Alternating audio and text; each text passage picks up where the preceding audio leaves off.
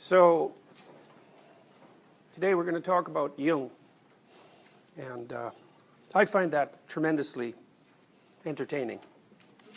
I'm not sure I've ever read anyone as intelligent as Jung, except maybe Nietzsche. It's funny, he's accused of many things, such as starting a new religion, by some rather unscrupulous biographers. But what he did was actually far more radical than anything he's ever been accused of. One other thing I should tell you too is Jung has often been accused of anti-Semitism, but one of the things that came to light in last year was that he was working as an agent for the American government during World War II and frequently set updates on Hitler's psychological condition to the highest levels of the American government. And he never told anybody about that. So you know, that's a little hard on the old accusations of anti-Semitism, I think, which I've never thought held any merit anyways. So, Jung. He was a strange guy in many ways. Extraordinarily imaginative.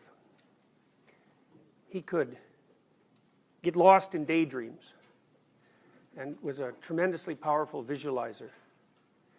And a lot of what he discovered was a consequence of engaging in long-term elaborated fantasies. And in these fantasies, he could have conversations with figures of his imagination and communicate with them. I had a client at one point who was a very prolific dreamer, and she could talk to her characters in her dreams and ask them what they meant symbolically, and they would tell her. That was really something. I've only seen one person who was capable of doing that. I don't know if it helped her that much in the final analysis, but she could do it. And Jung was very, very interested in the depths of the human imagination. Now, his body of work can be viewed as an amalgam of many things, but he had deep knowledge of Latin and Greek, and he'd studied alchemical manuscripts for many, many years as an older man. So he was very interested in the emergence of the idea of science from what he considered the collective imagination. But in many ways, his primary modern intellectual influences, I would say, were Nietzsche and Freud. And Jung really set out, somewhat like Piaget, to address the gap between religion and science. But he did it for different reasons than Piaget. Jung took Nietzsche's comments about the death of God very seriously. And one of the things Nietzsche predicted at the end of the 19th century was that there were going to be two major consequences of the collapse of formal religious belief. He believed that that would lead people to a morally relativistic condition that would prove psychologically intolerable. Because if you adopt a morally relativist position and you take it to its final conclusion, then everything is of equal value and there's no gradient between things. There's no better and there's no worse. And in the final analysis, you might say, well, there's no good and there's no evil. And the problem with that is you can't actually orient yourself in a world that has those properties, because in order to act, as we've already talked about with regards to the cybernetic models, you have to be aiming at something that's better than what you have now, or there's no reason to expend the energy. And so you need the gradient, you need a value differentiation in order to act. And Nietzsche's analysis was predicated on the idea that if the value hierarchy collapsed, well, not only would people not be motivated to do anything anymore, but they would also be extraordinarily confused and depressed, because the value would go out of their life. And the consequence of that would be that they would become somewhat nihilistic, or maybe absolutely nihilistic, or that they would turn to rigid ideological systems as a replacement. Now, what Nietzsche offered as an alternative to that was that human beings could create their own values. And so his idea was that the superman, the overman, depending on how you look at it, would be the person who was capable of transcending the valueless universe that the decline of religion had left with us, and creating their own values as a conscious act. The problem with that is that it isn't obvious that you can create your own values as a conscious act, because it's not obvious that values are consciously created.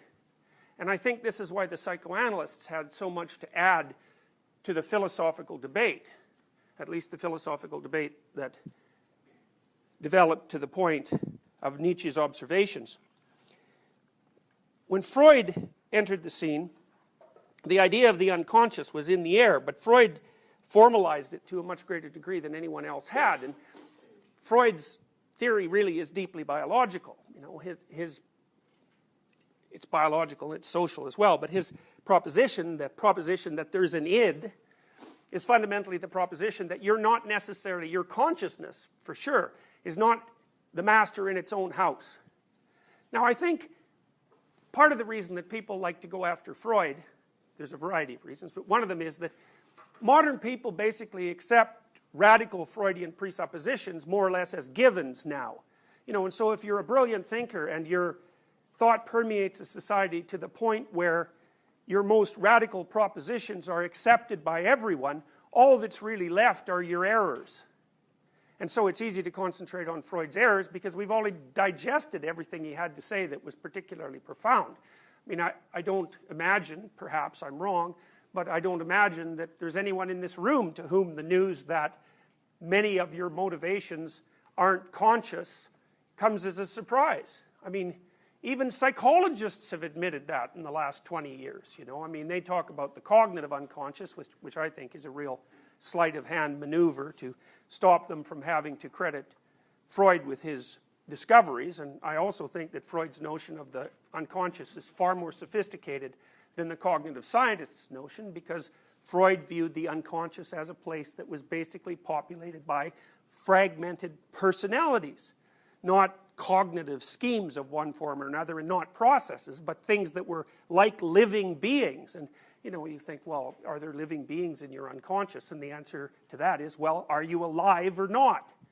And you're alive, so you're composed of living subcomponents, and they're not machines, or at least not in any way that we understand machines. They're fragmentary subpersonalities, and each of them have their own worldview and rationalizations and emotional structure and goals. And so that's why when you get hungry, you see the world through the eyes of a hungry person, and you think thoughts about food, and your emotional reactions depend on whether food is available or whether it isn't, and maybe whether or not the food you want is available and whether it isn't. And you know, that's nature, so to speak, imposing its necessities on you as a living being. And for Freud, that was the id. And Freud thought of the id really as something that was primordial and primitive. And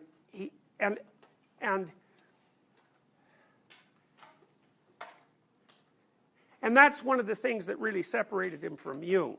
And I think Jung is much more accurate from the perspective of evolutionary psychology. In fact, I think he's radically underestimated as a thinker whose thought was unbelievably deeply grounded in biology. And like, Jung was a remarkable person because his notion of history and the relationship between history and the human psyche covered spans of time that were really, until modern historians and evolutionary psychologists started to talk about deep time and the fact that, you know, the entire 4 billion year history of the world is in some sense relevant to us as beings, or at least the 3.5 billion year history that there's been life on the planet. Ancient history for European philosophers was like 500 to 2,000 years ago. And Jung thought way past that, way back farther than that, and started to take into serious account the fact that the origins of our psyche, the ground of our psyche, is deeply biological, and that it's an emergent property. So for Freud, Freud's idea of the unconscious is somewhat difficult to understand because there's sort of two elements to it. There's the id, which is the source of primordial motivation. And Freud concentrated mostly on aggression and sexuality. And the reason he concentrated on those two, although he concentrated on what he called the death instinct later in his life, the reason he concentrated on those two primarily wasn't because he regarded them necessarily as the most compelling of motivations, but he regarded those motivations as the ones that were most difficult for most people to integrate successfully into the social world. So he thought that they were most likely to be repressed and therefore underdeveloped and immature. And I think that's a reasonable proposition. I think that modern people would have to add eating to that, because since the time of Freud we've gone, I would say, from a high proportion of sexually related pathologies to a very, very high proportion of eating related pathologies, but that's in some sense beside the point. So that's one part of the Freudian unconscious, sort of an implicit unconscious. And then the other part of the Freudian unconscious is those things that have happened to you that you've repressed because you don't like what they imply. And you know, those are very different kinds of unconscious, because one of them is dependent on your experience and the other isn't. And you could think of Jung actually as a deep archaeologist of the id.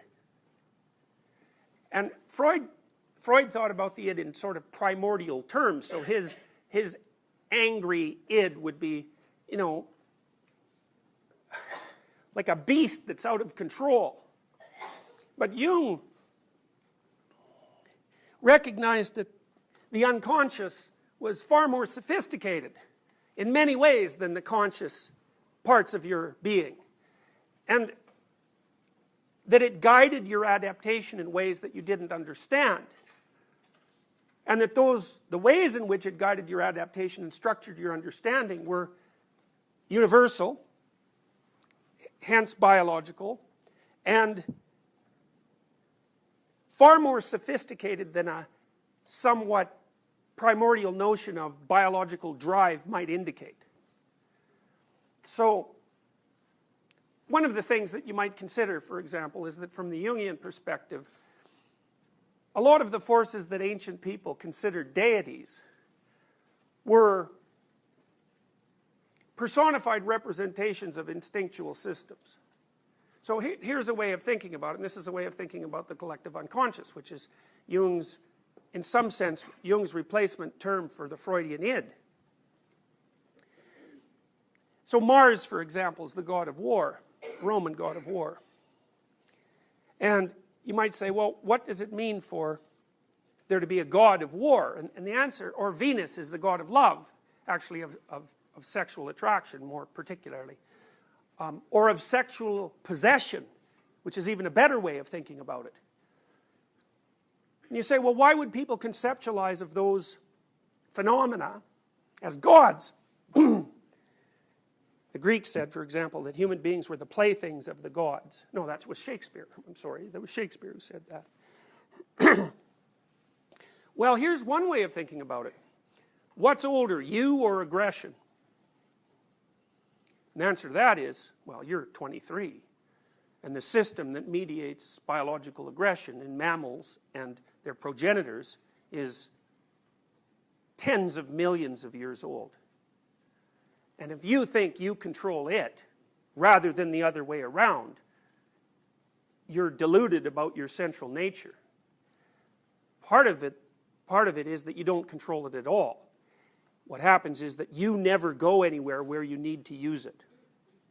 And so one of the things that happens to soldiers in wartime, for example, is they go somewhere where they could use it, and out it comes, and the consequence of its emergence is so traumatic that they develop post-traumatic stress disorder, because they observe themselves doing things that are hyper-aggressive that they could have never imagined that someone like them could have manifested.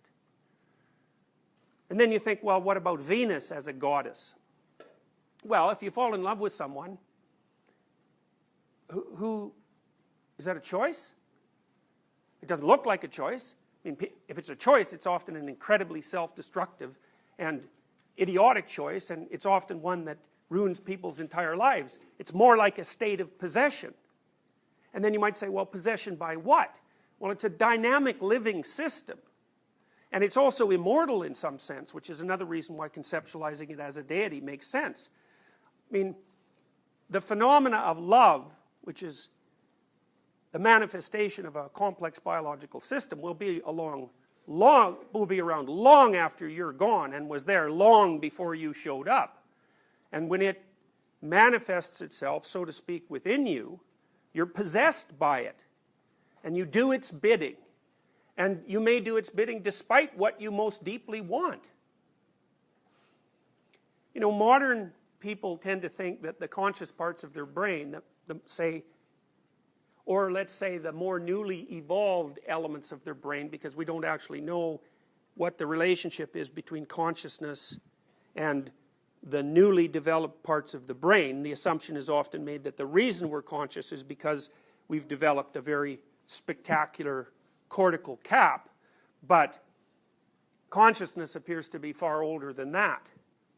So that's an erroneous assumption. But we do tend to believe that the most complex and sophisticated parts of our brain are the cortical cap, the complex cortical cap that's quite enlarged in human beings relative to our body size. Because it's the newest systems, and it's also part of the systems that allow us to do such things as communicate with language and think in abstract symbols. But there's a different way of thinking about this from a biological perspective, and that is, what makes you think the newest system is the most sophisticated one? Why don't you assume that the oldest system is the most sophisticated one? Because it's been around for, well, for example, the mechanism in your neurological, the mechanism that underlies your conception of your relationship to the dominance hierarchy, for example, is at least 300 million years old.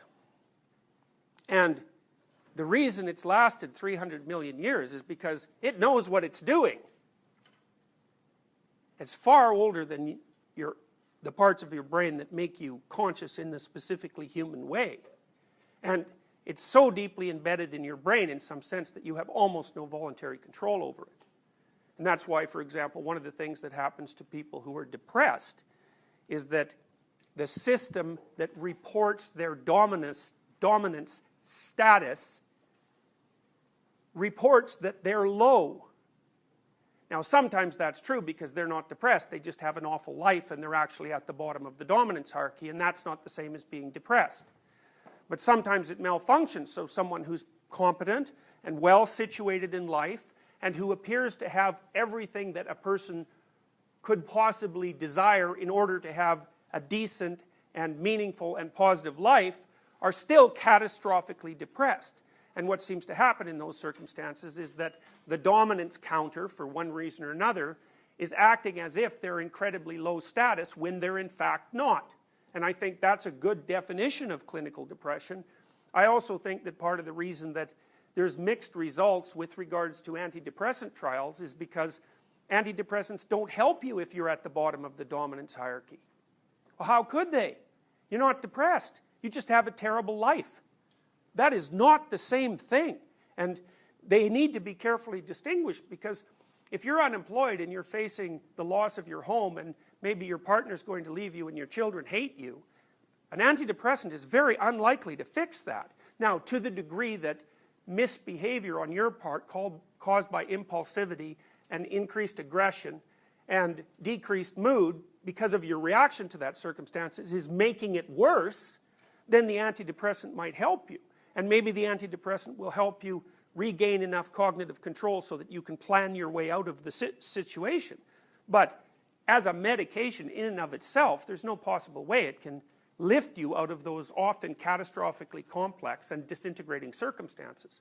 Whereas if your life is fine but you feel terrible, well, it's much more likely that an antidepressant can help with that, because in some sense what it's going to do is to readjust your dominance, the reporting of your dominance counter, so to speak, to the level that's appropriate for your level of competence, which is really what you want. You know, people say you should have high self-esteem. I would say idiots say that you should have high self-esteem. It's an unbelievably corrupt construct in many ways, because it's actually very, very highly correlated with baseline levels of neuroticism, negatively, which is a fundamental personality trait, and baseline levels of extroversion. So someone with low self-esteem is generally someone who's introverted and has high levels of negative emotion. It's a trait-like phenomena. It isn't clear at all that calling that low self-esteem has any utility whatsoever, But then you also might ask yourself, well, how much self-esteem should you have? Well, and that's a very complex question, because you can clearly have way too much. That's what would make you a narcissist. So I would say your self-esteem should be roughly equivalent to the esteem in which you're held by members of your society, you know, your family and your society, because they're judging you, at least in part, on your competence. And you shouldn't think that you're more competent than you are, and you shouldn't think that you're less competent than you are. You should think that you're as competent as you are. And sometimes that means you're not competent at all because you don't know what you're doing, and sometimes it means that you're quite competent. Now, I think it's complicated by the fact that you should also regard yourself not only as who you are, but as who you could be. You know, and so if you're of lowly dominant status, which, for example, in some sense you guys are because you're young and, you know, you're starting your lives, the fact that there's a lot of potential that you still are able to manifest should tilt the self-assessment balance in your favor to a fair degree. So,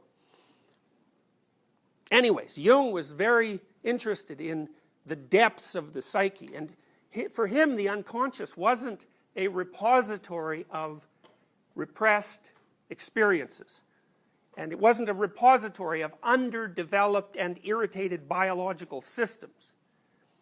It was instead the underlying structure of consciousness itself. So Jung believed that human experience, as it's consciously manifested, was structured by underlying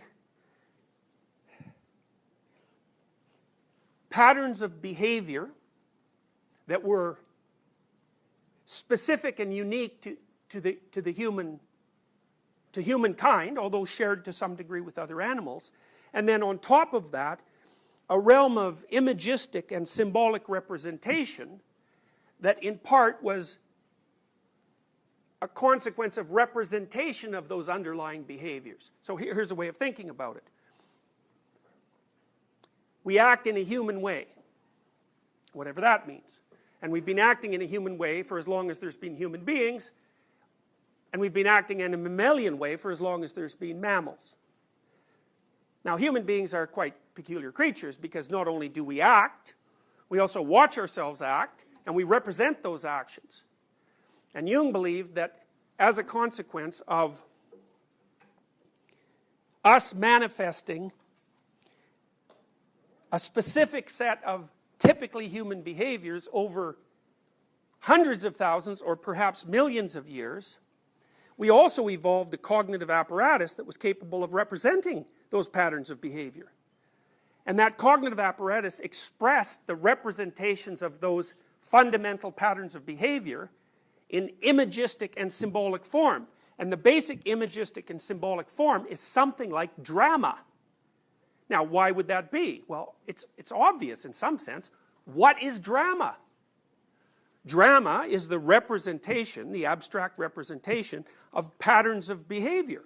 That's what you do when you go to a movie. You watch people manifest their characteristic behaviors. And then you might note that there's characteristic, quasi-unique patterns of behavior that are portrayed in drama.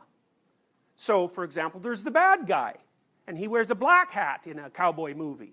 And whenever you go to a movie, it's pretty clear to you right away who the good guys are and the bad guys are, and you accept the distinction between good and bad guys as an a priori acceptable distinction. So Jung would say, well, that's the action of an archetype. What underlies that is the archetypal story of the hostile brothers. And the hostile brothers, for example, are Cain and Abel, which is the story of Cain and Abel in Genesis, by the way, is really the second story that's in that origin myth, and it's the first story about real human beings, right? Because Adam and Eve, so to speak, were created by God, whereas Cain and Abel were born, the first brothers. Well, what happened? Well, one of them became insanely jealous of the other and murdered him. So that's a pretty harsh story when you think that, you know, the monotheistic religions of the West, roughly speaking, put as one of their foundational stories the idea that there's a twin pair of forces operating in the human psyche that can be conceptualized as brothers who are murderously opposed to one another. It's like, that's part of the reason why that story hasn't disappeared. It's so powerful, it's so shocking, it's so powerful that it can't disappear. And the reason for that is that it's true, in a sense. It's true that a reasonable drama, not all of them obviously, but a large proportion of them, has a bad guy and a good guy. And then you might say, well, what would the archetypes be? Well, the archetypes would be the ultimate good guy and the ultimate bad guy. And there's representations of the ultimate good guy and the ultimate bad guy. Jung was very influenced by Christianity, and part of the reason for that is that he grew up in a state that was Protestant, primarily Christian, and a number of his immediate ancestors were pastors. So he grew up in an atmosphere that was pretty saturated by religious ideas. And so a lot of his thinking was heavily influenced by Christianity. So one of the things he pointed out was that just like Cain and Abel, who are archetypes in a sense, they're archetypes of they're the Old Testament version of archetypes of the hostile brothers, Christ and Satan are archetypes. And the reason they're archetypes is because virtually by definition, the satanic symbol, so to speak, is a representation, a symbolic representation of everything that's terrible about human beings. It's an archetype. You can't imagine anything worse than that, so it's like a limit case. And then when you go to a movie and you see bad guys, you can think of them as partial approximations of the archetype. Or you can think about them as the archetype differentiated in a manner that makes exposure to the archetype fresh and interesting. Because you just don't want to go and see the same old bad guy over and over and over. You want to explore the entire complex behavioral and representational system of the archetype of evil in every conceivable situation. And in the same way, you want to explore the archetype of good. And the reason you want to do that, in principle, depending on your motivations, is to control the influence of the factors that underlie the negative archetype in your life, and to manifest the factors that underlie the positive archetype. And that's why you hope for the good guy. It's also why, generally speaking, in a drama, you embody the good guy while you're watching the movie. So I can give you an example of this. So one of the things I learned to do with my son when I took him to movies, because when he was a little guy, I took him to fairly intense movies, and sometimes too intense, but one of the things I taught him when he was afraid was keep your eye on the hero. Not don't be afraid or it's not real. It's like, you could easily make a case that a movie is more real than normal life. Why would you watch it otherwise? What a movie is normal life stripped of everything that's trivial. So if you strip a representation of everything that's trivial, what makes you think that isn't more real? So is fiction more real than life? Well, is abstraction more real than reality? It certainly is in many cases. I mean, there are people who believe, for example, that mathematical representations are the most real of phenomena. They certainly, if you're a very powerful mathematician, you certainly become, or if your society is very powerful mathematically, it certainly gives you a tremendous amount of control over your environment. So the idea that abstractions aren't real that's a silly idea. And the idea that fiction isn't real, all that indicates is a confusion about what constitutes real. A movie is a representation of characteristic behavioral patterns extending across time. And it can be a more or less useful and accurate distillation of those representations. And generally what we assume is that the greater the fictional representation, because we make a distinction between great fictional representations and second-rate fictional representations. So Shakespeare, for example, is a master at exploring the contours of the archetype in a complex, realistic, and useful manner. Now, Jung also believed that there were these patterns of behavior, and they would constitute the typical behavioral patterns of human beings. And then we evolved a system of representations of those patterns, and that would enable us to understand the patterns in a way that other animals can't, because we're self-conscious, right? So what does it mean to be self-conscious? It doesn't just mean that you know that you exist as a separate entity. Like, it's not just a state of conscious awareness. It's a knowledge condition. You have at your fingertips a very large representational storehouse of abstract knowledge about what human beings are like. And that's developed over tens of thousands of years, right? It's a collective activity. The generation of all these stories we tell about each other. I mean, we have ancient stories. The oldest stories we have, by the way, are Mesopotamian stories, as far as I know.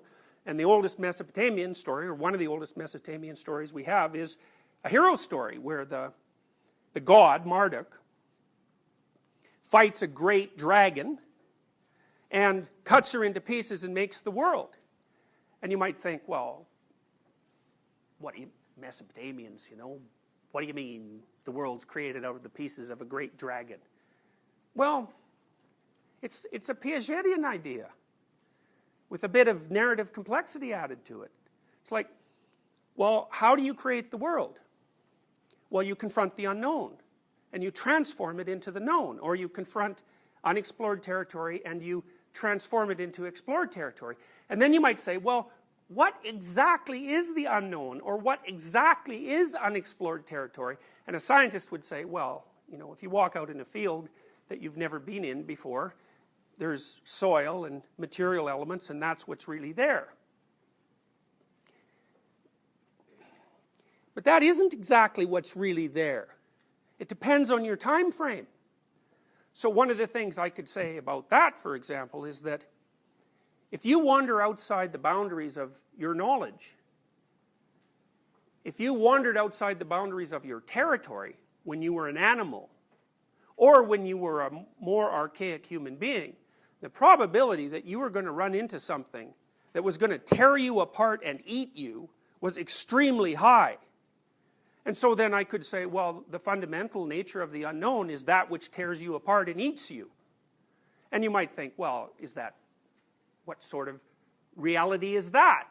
And I would say, you know how you hear evolutionary psychologists talk sometimes about the fact that we evolved on the African veldt and now our nervous systems are sort of adapted for that primordial environment and not really for the modern environment, and so there's a mismatch between us and the modern world. It's like, I think that's an absolutely reprehensible theory, partly because we didn't just evolve on the veldt. We've been evolving for a very long time. We spent a lot more time in trees, for example, than we did on the veldt, and while we were spending time in trees, a lot of us were eaten by snakes, for example. And so that's another reason why the unknown itself is represented as this terrible predatory reptilian beast, and then the human being is represented as that which, or the conscious element of the human being, which was represented by the Mesopotamians as a god, the highest god actually in the hierarchy of gods, which was a brilliant Mesopotamian realization, because the Mesopotamians basically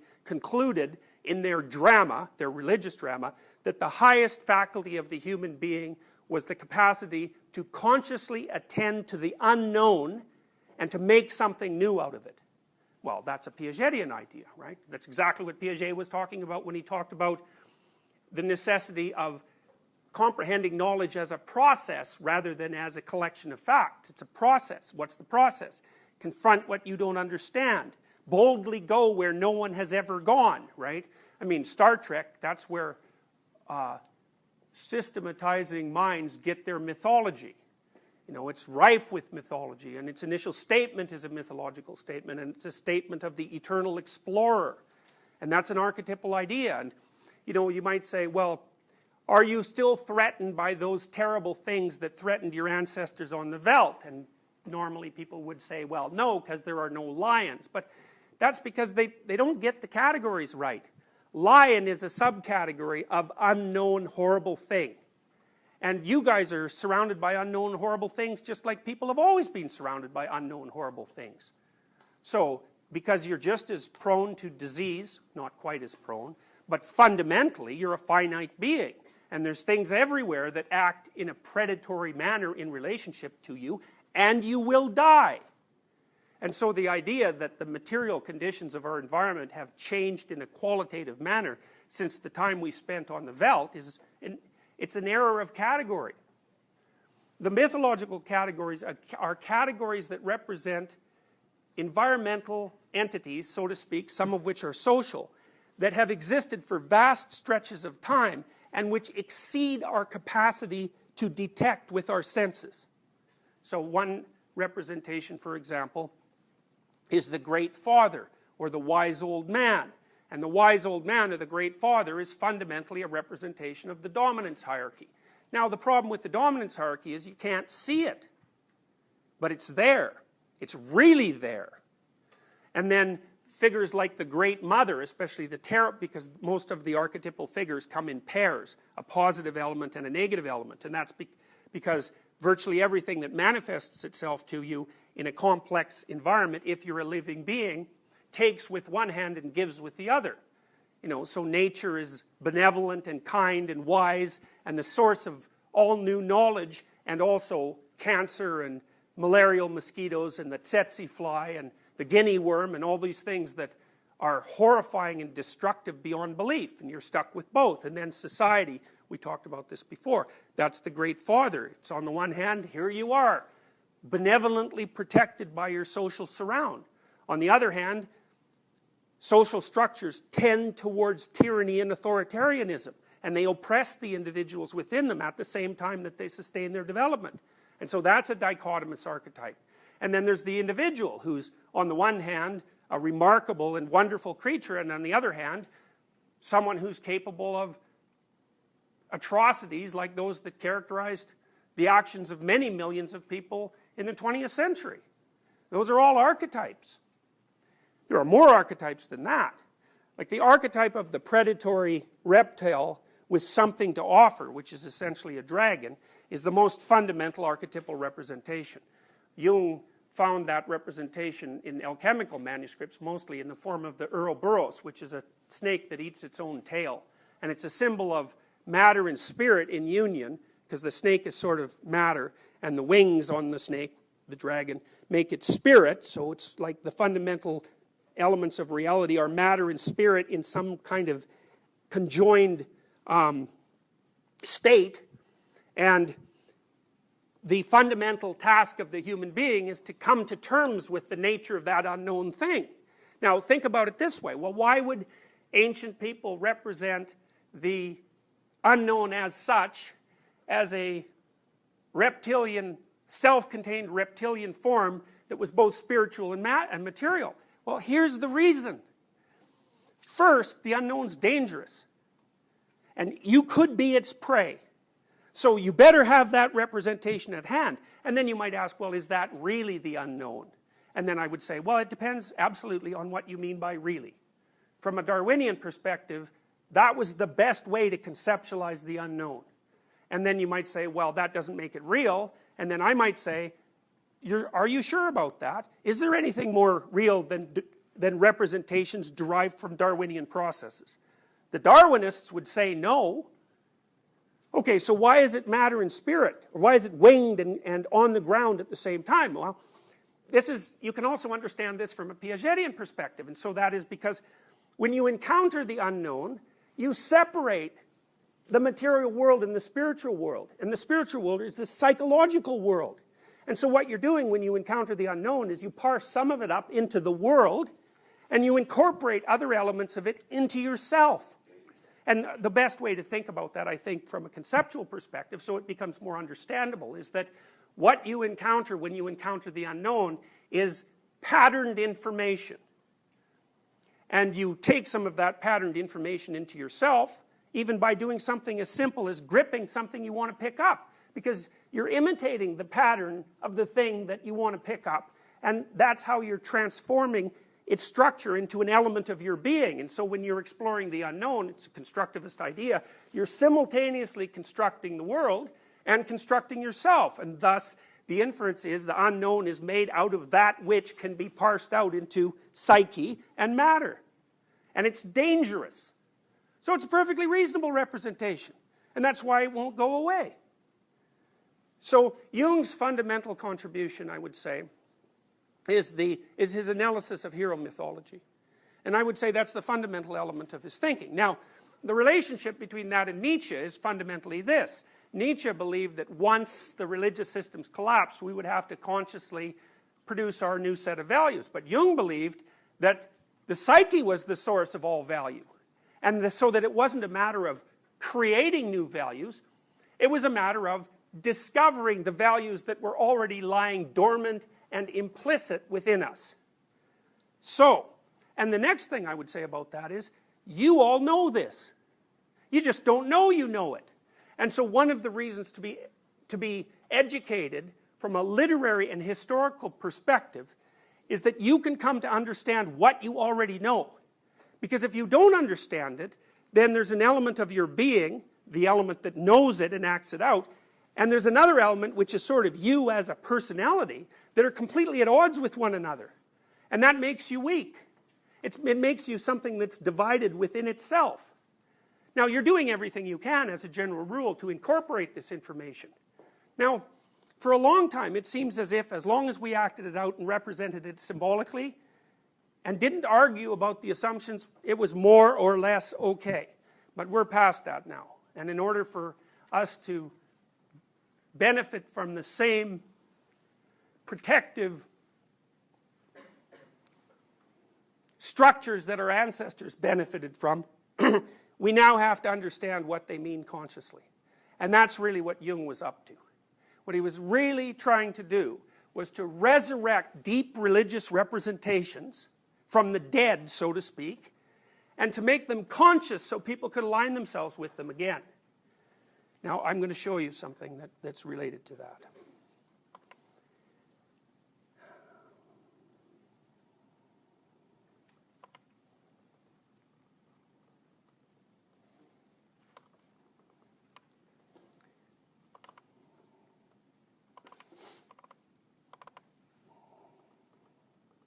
All right, now, so I'm going to show you something from Pinocchio. Now, this is an initiation ritual. It's a journey to the depths, so it's a journey to the underworld. It's the consequence of a collapse in previous personality and the disintegration of that previous personality into a chaotic state prior to rebirth. Now, what happens in Pinocchio, which by the way was released at about the same time that World War II was brewing, and which also contains one of the best representations of the individual motivations for fascism that I've ever seen anywhere. That's the scenes that are associated with Pleasure Island. Remember, all the puppet is trying to become a real boy, right? So he's a marionette to begin with. Something else is pulling his strings. Well, for Jung, that's your habitual state of being. Something else is pulling your strings. Even the idea that you're autonomous is the consequence of something else pulling your strings. And for Jung, what you needed to do was find out exactly who and what is pulling your strings and decide if that's the direction in which you want to go. And that's really what happens to Pinocchio, because we're going to watch Pinocchio, part of it, in the Pinocchio story. He starts out as a marionette. Now, he's a marionette made by a good father, because Geppetto is a good father. He's a good craftsman and so on. So he's a marionette with a benevolent puppeteer. But as soon as he develops some autonomy, then he becomes prey to forces that are elements of the demonic archetype. In fact, the worst bad guy in the entire movie turns into Satan himself at one point in the movie. He basically has horns and a bright red face, and he manifests himself as so terrifying that the coyote, wolf, fox, and the cat that are trying to corrupt Pinocchio are terrified because they get like they're criminals, they're petty criminals and deceptive and so forth, but when they get a look at who's pulling their strings, it's enough to terrify them. And so Pinocchio goes through a series of temptations of various sorts, including a Freudian temptation, and the Freudian temptation is to remain weak and sickly instead of becoming a real person, so it's an Oedipal problem.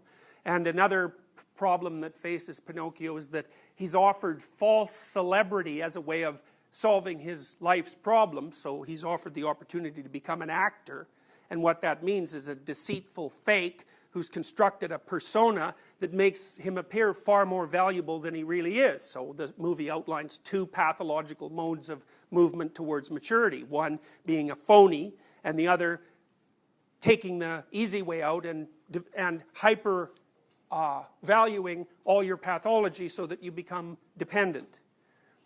So anyways, and then another mode of pathological development is offered to Pinocchio, which is to do nothing but engage in short-term impulsive and destructive play. And that's on Treasure Island, but when he goes to Pleasure Island, he finds that it's actually ruled by demonic forces with faceless entities who are transforming all the pleasure-seeking marionettes to braying donkeys who are slaves. It's like... So, Pinocchio escapes from that, and he does it basically by jumping into the unknown, and that's where we're going to start our exposure to his initiation.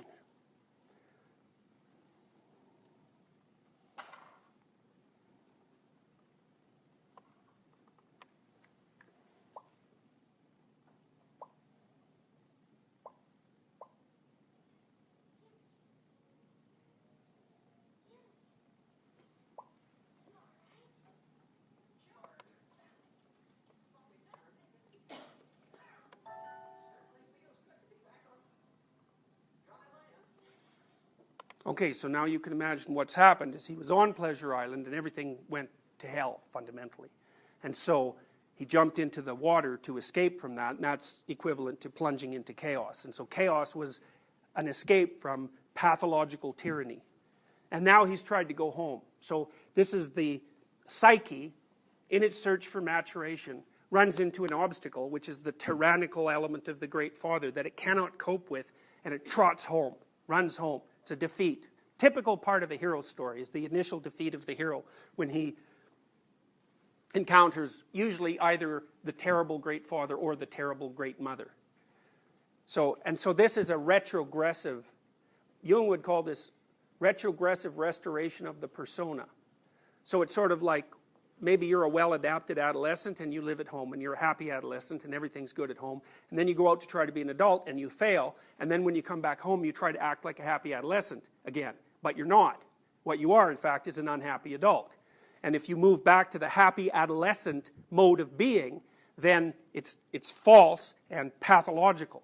You can't go home again, another typical motif in literature. Now the cricket, I can't tell you everything about this story. I can tell you a couple of strange things about it. One is that the cricket is Jiminy Cricket, right? And the initials of Jiminy Cricket are JC. And Jiminy Cricket was a common Southern American mild form of cursing. It's the equivalent of Jesus Christ.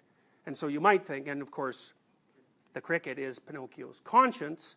And, well, so then you might ask yourself, why in the world would a pejorative, mildly pejorative term for Jesus Christ be applied to a cricket who's guiding a puppet into the water to rescue his father from a whale? Why would any of that happen? And the answer to that is, you know why, but you can't say why.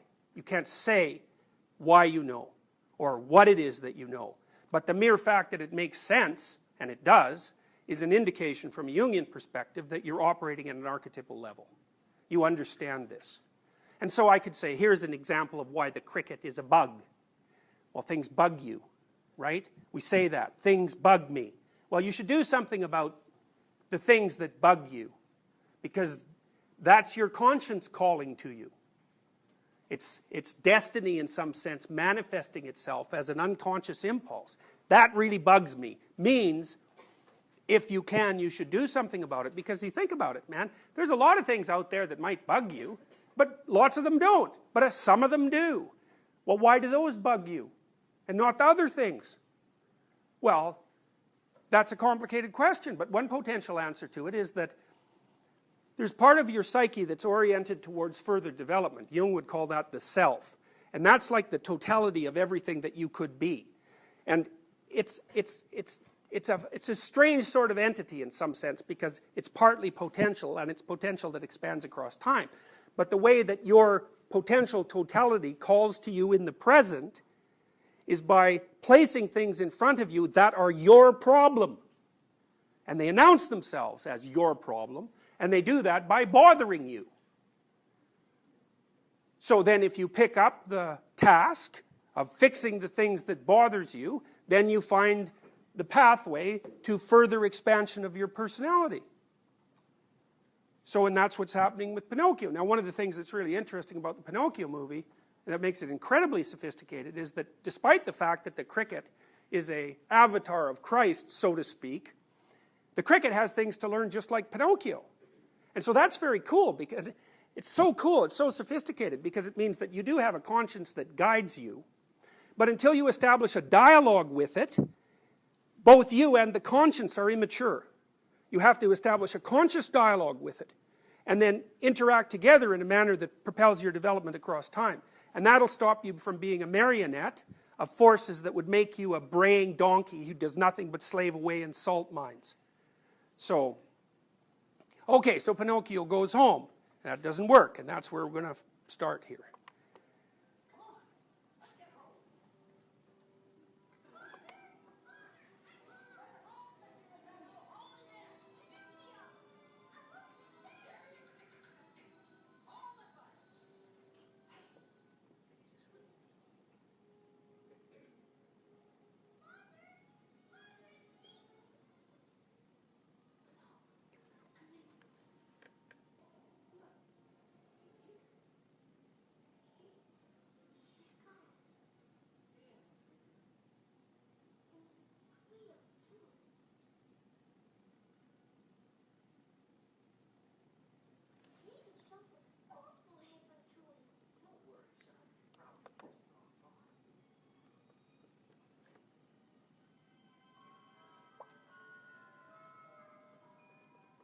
Okay, so what's happened there?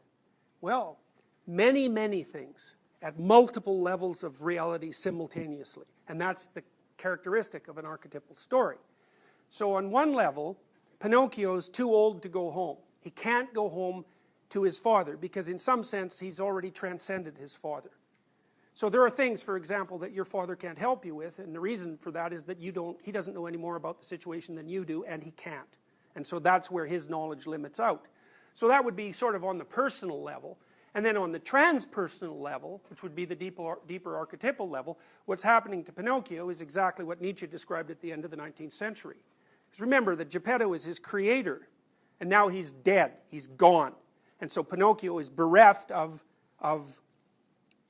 placement, so to speak. His soul has been corrupted, and he doesn't know what to do about it. And when he returns to his family home, or when he returns to his tradition, what he finds is nothing. Okay, so then what happens? Well, this is another thing that you'll swallow with just no problem whatsoever. Well, this dove comes along that's sort of golden and glowing and drops a note right in front of him. Now, you may remember, and perhaps you don't, but the star from which the dove comes is a representation of the blue fairy. And the blue fairy is the positive element of the unknown in the Pinocchio movie. And so what it basically is saying that when you're despairing because your father has died and your tradition has nothing to offer, that the positive element of the unknown may provide you with a message about where to go if you pay enough attention. That would be an intuition. Or it would be the automatic attraction of your interest to a new thing by forces that you do not understand.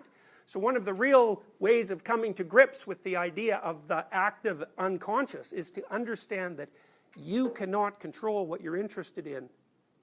And so then you might ask, well, if it's not you, what is it?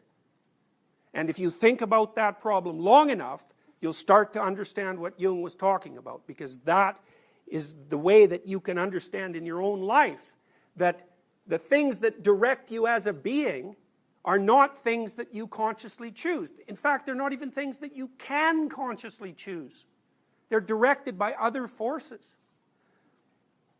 So anyways, the dove drops a message in front of Pinocchio and the cricket. Now it's the cricket that reads it, so it's the same idea as what bugs you so to speak. The cricket is the interpreter.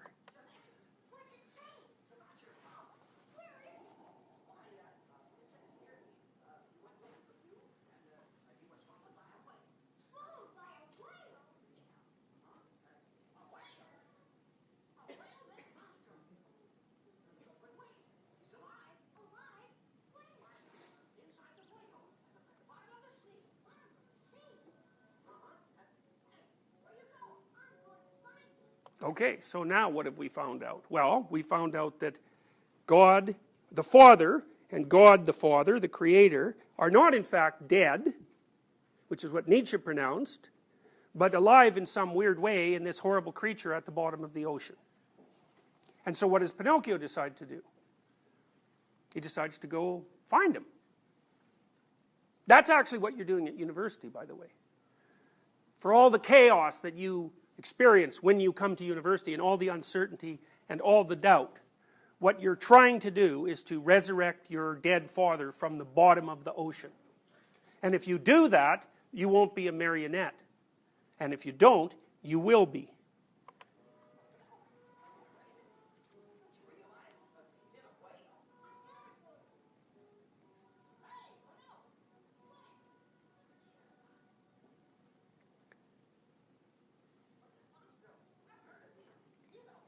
Now this is very interesting because the conscience here plays a very dichotomous role.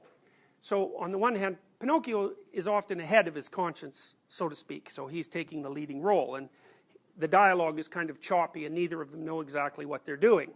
But in this situation, it's very paradoxical because you can see Pinocchio's been half turned into brain jackass at this point, something you might well consider when you remember your adolescence. So in this point, the cricket, his conscience, does two things. It warns him how horrible this is going to be and how utterly dangerous it is, and then at the same time, it helps him prepare and goes along with him. And so it's quite comical, so watch what happens here.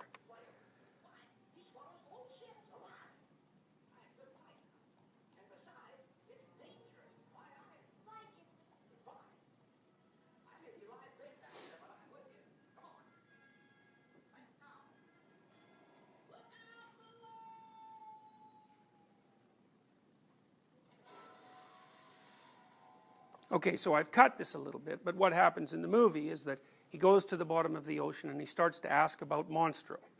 And as soon as he asks any of the fish down there, the denizens of the sub-oceanic world, where Monstro is, they just run away.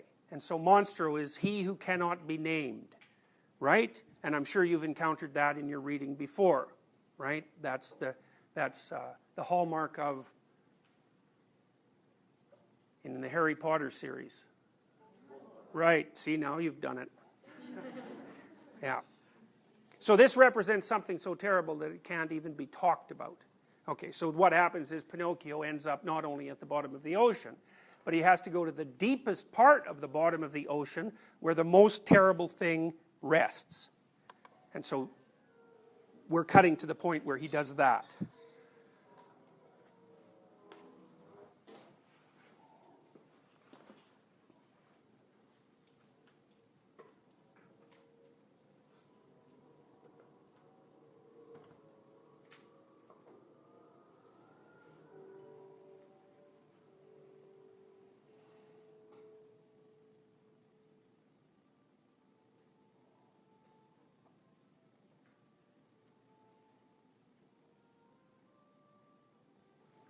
So now you might ask, how did Geppetto get in the whale? And the answer to that is it's never really made that clear in the movie. But I can tell you some things about that, is that if you conceptualize your historical tradition as a personality, like a body of laws and customs, say, it's not alive. It's dead, right? Because it's composed of the past. And because it's dead, it can't come up with anything new. So if it encounters something new, it's stopped. And that's what's happened to Geppetto, is that he's engulfed by this entity that represents the absolute unknown, and he cannot figure out how to get out. And the reason for that is none of the things he knows So none of the things that history has produced as a body of knowledge are sufficient to deal with the fundamental problem. That doesn't mean they're useless. It just means that just like the puppet is lost without the father is also lost without the puppet. And that's the relationship between you and history, your history. When you study history, you think, well, you're studying a record of events in the past, and that's not right. What you're studying is the circumstances that gave rise to you as a being. And unless you understand your history in every way you possibly can, then you're an incomplete creature. You don't know enough to move forward. In the same way, your culture, being composed of dead fathers, so to speak, can't progress without you, because you're its eyes. And there's an Egyptian story that features the god Horus, who I've talked to you about before, who actually resurrects his father from the dead by giving him an eye. So Geppetto can't figure out how to get out of this whale without help.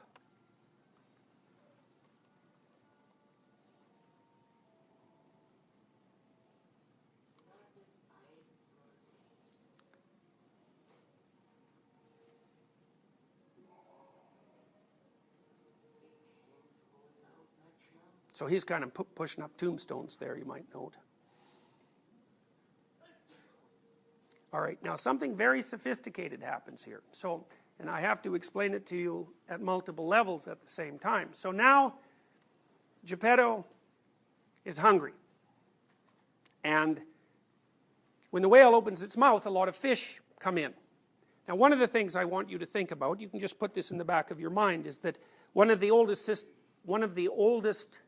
symbolic representations of Christ is a fish. And all of his followers were fishermen. And so there's this weird relationship between the messianic figure who's at the base of it, at least at the base of Christian culture, and the idea of things that are pulled up from the depths. Now here's what happens in this part of the movie. It's so amazing. So Geppetto is looking for fish. And the reason for that is he doesn't think he can get out of the whale, and so he might as well have some fish while he's in there. And so he's given up on getting out. Now what happens is that the whale swallows Pinocchio as if he's a fish. So Pinocchio is put into the same category as fish, and it happens to Geppetto a couple of times. He mistakes Pinocchio for a fish. You'll see. So what that means in some sense is that Geppetto can't distinguish between the fish that will feed you for the day and whatever it is that Pinocchio represents. And so you could think about Pinocchio as a fisherman instead of as a fish. And so you can think about it this way, and here's an old saying. If you give a man a fish, you feed him for one day, but if you teach him to fish, you feed him forever. And so the idea is it's better to develop the skill to acquire something than it is to have the thing. Now, what Pinocchio represents is, he's like a meta fish. I know this is a strange way of thinking about it. Geppetto's problem isn't that he's hungry. His problem is that he can't get out of the whale, and so what he's fishing for isn't something to eat, it's something that will help him get out of the whale. But he can't recognize the difference between the proximate solution, which is so that he'll just no longer be hungry, so he's got a very short-term outlook, and a solution to the much broader problem. So what happens is, the whale swallows a bunch of fish, and Pinocchio's in there, and Geppetto's fishing away, and he catches Pinocchio. And Pinocchio announces himself, and Geppetto tells him to be quiet because he's interfering with him fishing, and then when he turns to hug Pinocchio, because he wakes up, he actually hugs a fish, and then he discards the fish. So then he figures out that Pinocchio's there. Then Geppetto decides that, well, they're going to have to live inside the whale. And it's another idea of his blindness at this point, because he's composed of the dead past, so to speak. So what Pinocchio does is start to destroy the ship itself, which is what they're floating in the whale, to start a fire. And the fire makes the whale mad enough to spit them out, and the whale then transforms itself into a dragon and tries to kill them, because it's a fire-breathing entity at that point. And so part of the understory is, it's better to figure out how to fish than to fish, or that more profoundly, it's better to figure out how to do something than to merely benefit from the thing itself. Pinocchio represents that which can do new things. So he's a hero, and he's willing to destroy part of the current order, that's the ship, in order to produce a new strategy that will actually free them from the whale. Now he wants to get his father out of there too. So that's what happens in the next